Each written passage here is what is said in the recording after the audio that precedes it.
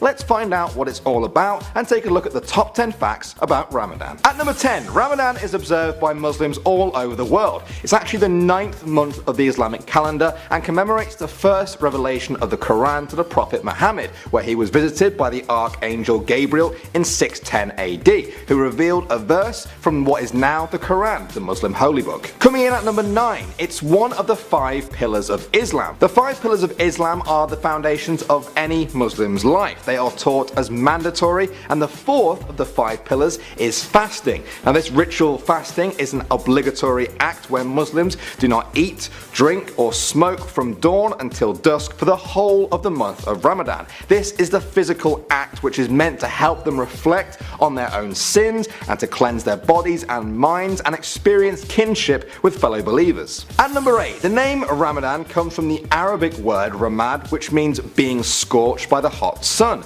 The old Arabic word ramadat was used to describe sheep that had been burned while grazing in the hot sun, and so Ramadan was used to describe this holy month because God, known as Allah, burns the sins of believers away. I personally love finding out the origins of words. Moving on to number 7 now. Fasting during Ramadan is a mandatory obligation for all Muslims, but there are exceptions to the rule. Those who are exempt from fasting are firstly women who are pregnant. Also, both physically and mentally ill people as well as the old and the weak are exempt. 6 now. The start of Ramadan for many people is decided by the sighting of the new moon. A new moon comes with the beginning of a new month, so most people can make a good estimate about when the start of Ramadan will be. But many places still follow the old teachings that you actually need a visual confirmation of a new moon for it to begin. Moving on to number 5. Charity is an important aspect of Ramadan. As well as fasting, Muslims are always obliged to be charitable under the zakat pillar of Islam,